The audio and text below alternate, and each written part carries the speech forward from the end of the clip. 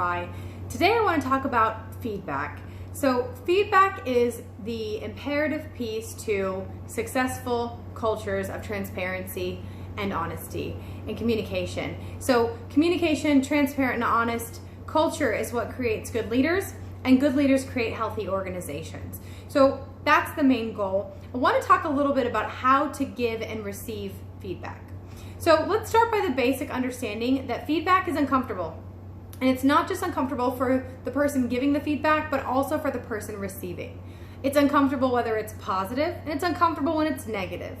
The reason for that is because feedback by itself can be very vulnerable. So when you're offering feedback, you are allowing someone to have an emotional response to something that you have said. And that can be very uncomfortable. So the goal with feedback is to give very specific feedback in a format that's going to be the most well received. So the way to do that is to start with the basics, right? Giving feedback needs to be based on facts. Subjective feedback, depending on who the recipient is and what the relationship between the person giving the feedback and the person receiving it is, can be productive, but it hinges on the independent relationship. I can't give the same feedback to someone that I don't know that's subjective and it be received the same way somebody who knows them well is going to be. So the key to feedback in a professional environment is to keep it objective, based on facts. So step one is recognizing that it's going to be a little uncomfortable at first to go up to someone and say authentically, hey, I really, it was powerful the way you had this conversation with the nurse at the station. It was impactful for her. People are going to look at you sideways the first time you do that because it's uncharacteristic if you've never done it before. And they may push back a little bit. Why are you telling me this? What is that? Where is this coming from? So it is a little bit of an uncomfortable culture, but it's one that has to be used to push forward. So offering feedback in a way that is based on data is step one. Step two is, as you're offering feedback, be sure that you give a detailed description of what that feedback is. So offer the when and the how of what you witnessed, the effect that it has on other people, and how it made you feel. And so the third piece of this equation of successful feedback is to make yourself part of the vulnerability. Sounds counterintuitive. So how am I going to give you an example of this?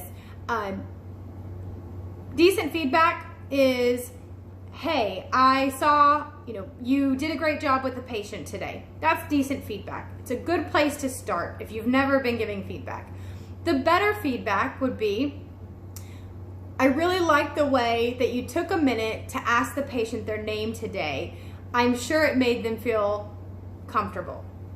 Best feedback is, I noticed the way that you asked the patient their name today, the way that it made them feel, and here's how it made me feel. So I feel more comfortable having a conversation with you because I've seen the way that you treat our patients and how you take the time to ask their name. I feel like you care about the person. Or, that's a very detailed one. Hey, you asking the name of the patient gave me comfort when I had to reach out to that patient and do this uncomfortable thing, that I could address them by their name because you took the initiative and asked. I appreciate you. So what you're doing is you're putting yourself in the situation.